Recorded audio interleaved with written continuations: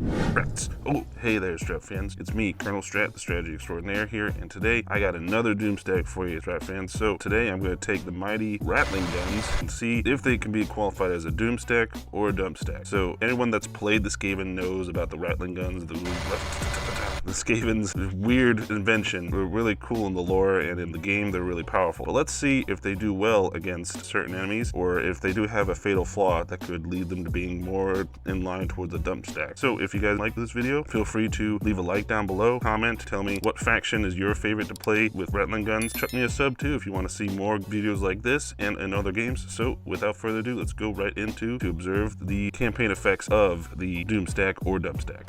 Alright, so here we are with Ichit Claw. Now, Ichit Claw is probably the best choice you can have for this Doomstack, because even though his doesn't have any buffs personally, his Forbidden Workshop is A tier when it comes to weapon teams. He can give you Endless Drum, which means they will never run out of ammunition. It gets down to a certain amount, and then they'll recharge their ammunition, so they just constantly fire. Rattling Coolant, which gives them more reload reduction, which means they can fire faster than ammunition and missile strength just from the workshop itself. He also starts with a Warlock Engineer. Now, every Skaven faction can have these guys, but he starts with one, and these guys are always nice to have in your army for them because they have this ability right here that further reduces their reload time, and then also this one which increases their ammunition, and then they have this one right here that increases their missile strength up to 12%. So that's really good. They can also get a Doom Rocket, they have Sapper, which increases their speed, and then they have extra powder, which is really good for them. I don't think it gives extra powder to the units, but it does help him out a little bit. But again, like having one of these, at least one or a couple in your army with these guys will just buff them up insanely to where they're just insane and they can, you know, melt through anything. So that's why I choose Ichit, just to get the buffs on the units, but you can get a Warlock Engineer on any of them. It's just the Forbidden Workshop is only available to Ichit, so that's why I choose him for the campaign side. Now, when it comes to when you can unlock these guys with Ichit, you start with the Warpstone telescope here, and you can get that up to tier 3 to get Ratling Guns. You could also unlock the Ratling Guns tier 3 here as well for the weapon barrel, but Ichit actually can get them faster, so that's another bonus to Ichit, because he just has to get to tier 3 and he already has a building that he can unlock, so he doesn't have to waste a slot. He can get it almost immediately, and he starts with 2 Ratling Guns as well, so he already has the makings of this Doomstack, so you got to give him a little push over. He also has access to the nukes,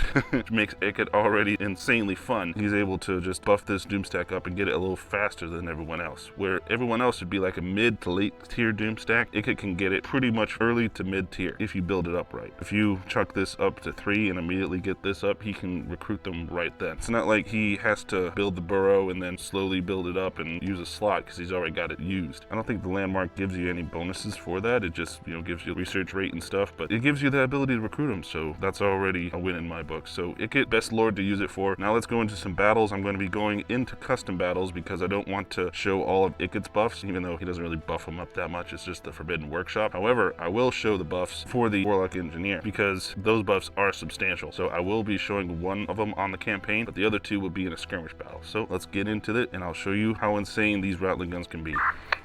Alright, here we are. We caught the dwarves out in their settlement. This is a great way to show off because the dwarves are slow. We're going to be able to get them really easily, just chew up all their armor really easily. So this Doomstack is going to do really well against slower moving targets. Even heavy armor targets are not going to do so well against them because they have heavy armor piercing damage. They're going to keep shredding the armor no matter how many the enemy fights back. So these dwarves have no missile units. They just have their miners and all that. They're not going to do so hot against our Ratling Guns here. See? They also suppress them. Not only do they fucking willow down their armor, but they suppress them too. So they're going to be doing a lot of suppression attack, a lot of armor piercing, and they're just going to slowly whittle them away to where they're like nothing. We can also launch Doom Rocket, or we could do this little Gale to keep them from moving, which is really good too. I could do that Gale Storm right there, cause them not to move. I'm not going to do that. I could do some Warp Lightning to do some extra damage. These dwarves are still coming though, so that's the thing. Even with all of this shit going on them, they could still reach you. That's where Ichit should go against the enemy heroes.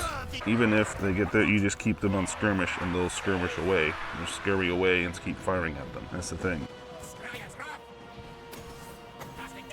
Do that brass orb to keep them in there, and then we'll of course get these guys to flank them around the sides and do some more damage against them. There we go. See, we're still doing pretty well. Even though now you can start to kind of see what the Achilles heel of this Doomstack is. It's when they get close to them, because they're starting to flee. The enemy can just keep charging at them and making them flee. This side over here is not doing too hot, but the other side is doing really well. That's where you have to start micromanaging to get them to attack each unit, because then they're just going to do bullshit. But look, these dwarves are just dying. We have them all attack one unit. They're going to do a whole lot of damage. They're going to get them killed. We lost a little bit of troops because they caught them. Still, not a whole lot. Did we lose? We're doing really well because it's a Doomstack. Look at that. That is insane. We just completely wiped that dwarven unit off the face of the earth. And then even with this, we can start to mop them up. And our heroes are in there just trying to keep the enemy as condensed as possible, trying to keep them close as possible, you know, so that we can get them all. And there we go. And then this is really good for chasing down, because the enemy's stuck. They can't really go anywhere, so they're just going to get swamped by your rattling guns. Look at that. Fucking killing field right there. Killing field. Oh, Lord. Them right there. They're taking it all. It's like World War I down here, you know? Like storming the trenches. That's pretty much the gist of the Doomstack. I'm going to show 2 more instances where you could use this Doomstack, and then one that can be a little bit weak. Let's wrap this one up, and we'll go into those ones for you, Strat fans. Ooh, man, they just delete them here. Here we are in a battle against the dreaded Imperials. We are facing a mostly melee army. In fact, it's an all melee army. Anything with melee units or with units that can be suppressed are good for these, because they have a shield. The shield is very low and their armor is only 70. So again, they can take a hit from missile troops. If missile troops focus fire on them, they're pretty much sitting ducks because they don't have a lot of health. So that's pretty much what their Achilles heel is, and also fast units. So anything that's slow, methodical, any army that has a lot of these types of units, you're going to do really well against, because they don't have anything that can really catch up to you. Once they get into range, we're going to be able to show exactly how insane it's going to be. The gun line is just going to start firing. Let's get going, guys. Get cranking. Start cranking those guns. Come on. Come on. There we go. Now they're cranking. Oh, my Lord. Look at that. Look at that. Oh, that destruction. Oh. Oh, yes. Oh, my Lord. Oh. Just across the board. Let's see how bad. Oh, my God. Yeah, that's, oh, they're taking a lot of hits. And they're losing a lot of guys. So, see, this counter's going down so fast. So fast. We're going to need help, though. So, let's see, is this a, it's a magic missile. Okay, good. So, like that, and then this magic missile here, because those guys aren't routing. And then this magic missile here. Oh, there we go. That does some damage. It could go up against Boris here. He's on his doom wheel. Everything else is going is retreating. Like the enemy is in almost full retreat. The only thing that's not retreating are the flagellants, but they're getting nuked. Alright. Yeah, they're pretty much gone. And they were gone in seconds too. Seconds, because of how insane this is. So against any low armored targets like this is going to be really, really good too. The dwarves were high armored, so that was more show of how insane it can be against high armored targets. But again, you know, low armored targets does even more damage because they have insane damage. Look at that. That is 335 missile damage. That's insane. And they just chew through those flagellants like nothing. And usually, they don't hit your units as much either, I've noticed in Warhammer 3, so this Doomstack is a lot more effective in Warhammer 3. So now, I'm going to show you against an army that has a little bit more stuff that could be a problem for you, so you have to think on your feet with this Doomstack. So, let's go into that one now, guys. Alright, now this fight against Bretonnia, they have a little bit of cavalry. Now, any fast units, like I said, and these guys are fast and armored, they're going to be a problem. You want to try to focus fire on them as much as you can. So I try to do 2 at a time, and then have the rest of them fire on the spearmen and all that stuff. They're retreating. Okay, we're gonna have to hold, because these guys are not getting there. See, And they're going to chase them and chase them. So having them on skirmish is not good for this, even though they're going to take a lot of damage. See? They're going to take a whole lot of damage. Sometimes you may just have to sacrifice.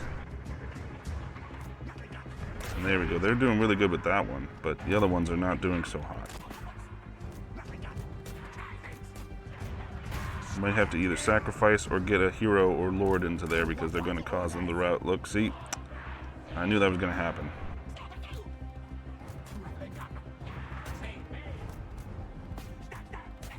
And there we go. There's the lord.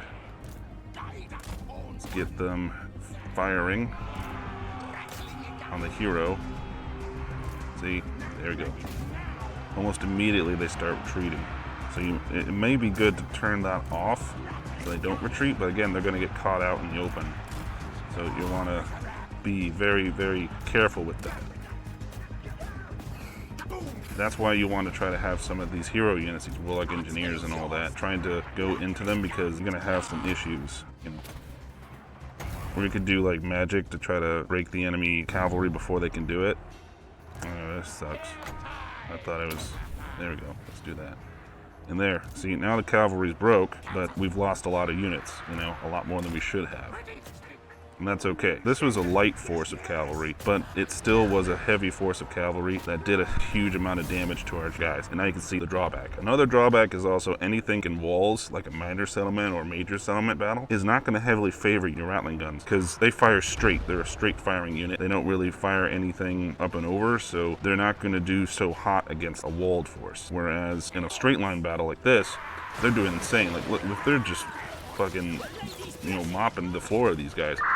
Alright, now just to recap what we saw in these battles and in the campaign, the Ratling Gun Doomstack is kind of expensive, not super expensive compared to the Ironbreakers. Also, with Ikat Claw, you're able to get it earlier in the game, but mostly it would be mid to late tier when you can actually access them because they're from a tier 3 building, but they're a tier 2 unit and a tier 3 building. They do have some drawbacks in battle. Speedy units can catch them out in the open. They don't have much melee defense, so any speedy cavalry units or speedy infantry can catch them and wreck their shit up. They do have a suppressed effect that allows them to slow enemy infantry units down, so they're really strong against slow or regular infantry units or blobs. They can just wreck through them really easily, and they're actually pretty good against cavalry too if they can catch them before they reach the lines. But for that instance, you have to turn skirmish off so they can get some fire out before they actually get caught, and then whatever unit's caught, you take the others on the sides and flank the enemy with your fire. Now, walls are also a big drawback because they can't fire up and over walls, so any siege battle or minor settlement battle is going to be a pain with this Doomstack. So it's not as one-sided as the Ironbreakers Doomstack, but I do think it still is a Doomstack. Sometimes it can seem like a Dumpstack, so it's kind of like borderline, but I think the ups make it a slightly more than a Dumpstack. So I do want to specify this one as a Doomstack, even though it's a lot more rockier than the Ironbreakers. So I hope you guys enjoyed this breakdown of the Doomstack for the Ratling guns, and I hope that you guys go to use this Doomstack to churn up your enemies and fill them with little rattling holes, kill the man things. So anyway, I hope you guys enjoyed this one, and as always, remember to keep it strategic, Strat fans.